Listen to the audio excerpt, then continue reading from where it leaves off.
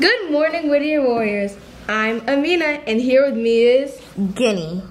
Welcome to the 21st edition of the Whittier Morning Tea for Season 2. We're here to bring you the latest news from DC's very own Whittier Elementary School. You're watching Channel 9 News, where we spill the tea and the news is always piping hot and real. And now for our breaking news story.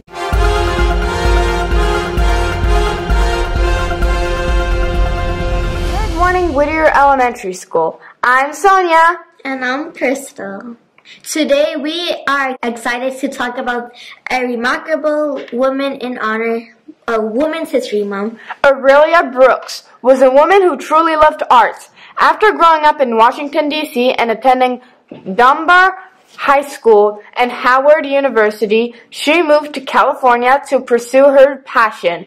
Aurelia painted, acted, and most importantly, supported African American artists who deserved a larger audience for their work. Did you know that there were no state-funded museums dedicated to representing African American artists anywhere in the United States? That's when Aurelia Brooks, along with State Assemblywoman Burke, decided it was time for a change. Together, these two strong and passionate women convinced state representatives to fund a special museum, and in 1997, the California African American Museum was founded, with Aurelia Brooks as its first director.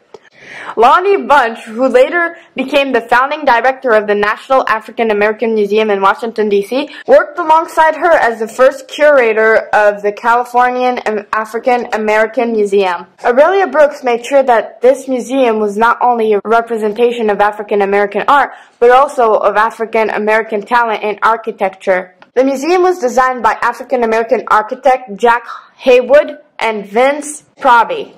During the opening of the museum, many famous people were excited to visit and be a part of this historical moment. Aurelia's children remember her as a woman who made everything around them feel important, magically significant, and a part of their history. Did you know that one of her children worked at Whittier? I did! It's Miss Washington, our amazing speech pathologist. Yes, it is! We are so fortunate to have her here at Whittier. Join us in celebrating the legacy of Aurelia Brooks and California African American Museum. Thank you for tuning in to the Whittier Morning Tea. And now, let's go on location to learn more about this amazing woman with Miss Washington. Good morning, Whittier. I'm Noah, and I'm here with Madison. Today we have a very special segment about the incredible Aurelia Brooks. That's right, Noah. Aurelia Brooks is a true inspiration to us all. She has touched the lives of so many, and today we have the honor of interviewing her daughter, Miss Washington, a speech pathologist right here at our school. Welcome, Miss Washington. Let us get started with our interview. Can you tell us a little bit about your mother, Aurelia Brooks, and her impact on the community? Sure. So my mother, who is a Washingtonian, she was born here. She went to elementary. She went to Banneker Junior High and Dunbar High School. And she also ended up at Howard University, where she graduated. Actually, she didn't get graduated. She went and got married, moved to Los Angeles, and finished her degree there in the fine arts. So my mother decided, after wanting to be an actress and after wanting to be a painter, that she was passionate about other artists who were better than herself and making sure that their work was represented properly. So my mother decided, and she loved politics, so she had friends who were in politics to help push to have the first state-run museum for African American art. So that is what she ended up doing with her life. She spent many, many years doing that, and that is what brought her a little bit of fame. That's amazing. That's really nice. How did your mother overcome challenges or obstacles she faced throughout her life or career?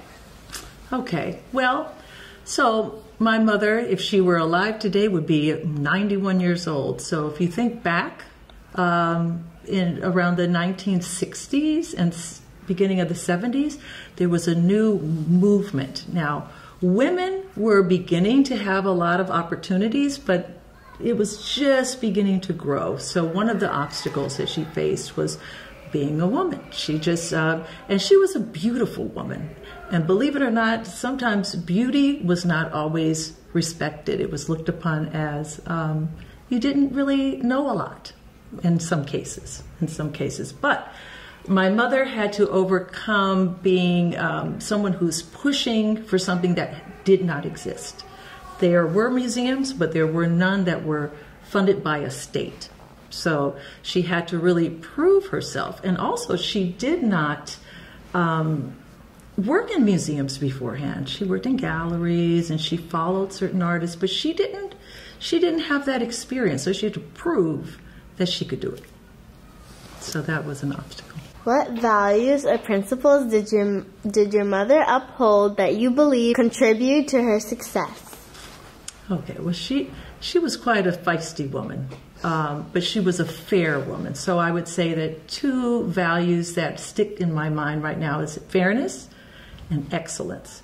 So she believed that she was always fair to all kinds of people who came into her orbit around the arts. But once she, gave them opportunity, she expected a lot.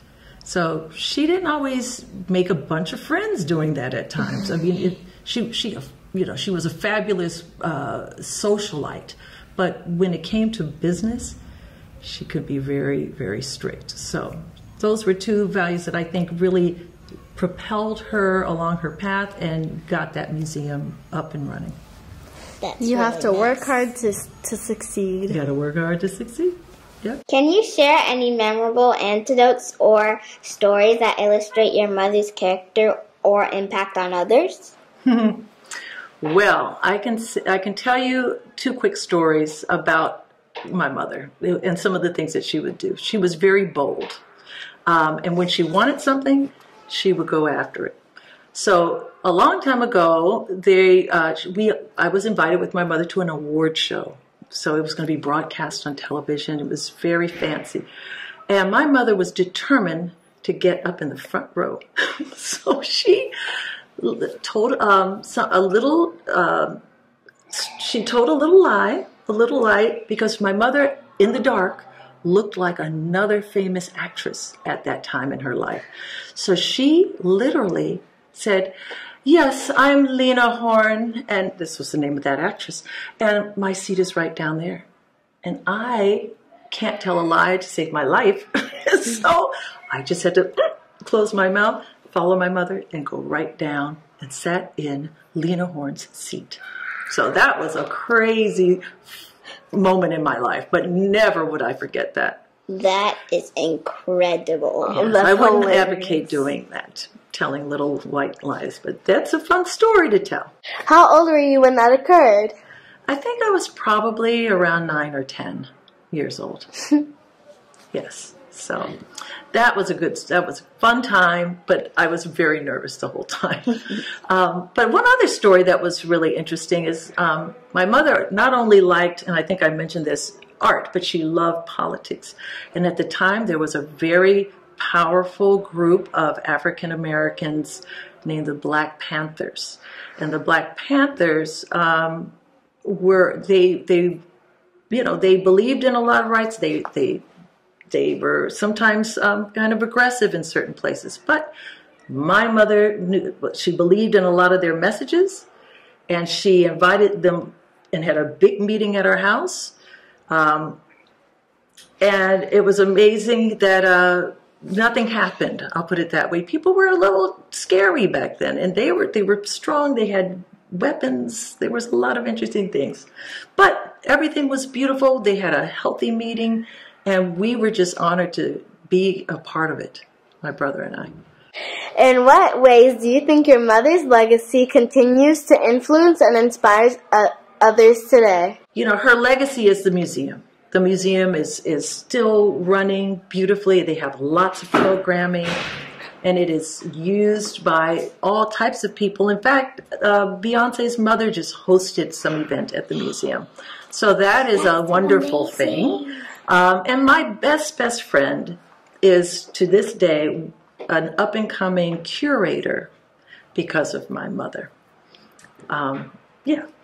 So those are two things. Fantastic. And that's something you never know. Yes.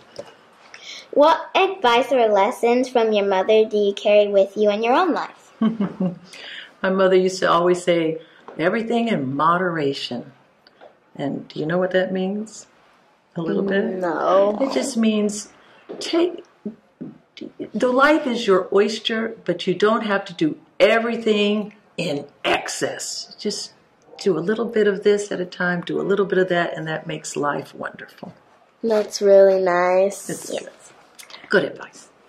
And finally, as we celebrate Women's History Month, what message would you like to convey to the students of Whittier Elementary School about the importance of honoring women like your mother, Aurelia Brooks, and their contributions to history and society? Oh. Well, I think I would say that you never know who in your orbit, I'll say, is important. You never know who's going to be looked upon as important to the bigger world. But if you have a gut instinct that there's a story to be told, tell it. A lot of women, even to this day, are not allowed to do a lot of things that you guys are doing all over the world. There's some women who still can't take off a cloak to swim in a pool. There's some women who can't drive in certain countries. And in my mother's time, there were a lot of jobs that people could not have. So, she is a trailblazer. There's not a lot about her, but I always felt that her story should be told. So keep telling stories about women and everybody, but it's important. That's very good advice. Hey, good. All right. Thank you, Miss Washington, for sharing your insights about your incredible mother, Aurelia Brooks. We are truly inspired by her life and legacy. Thank you for having me. Thank you for coming.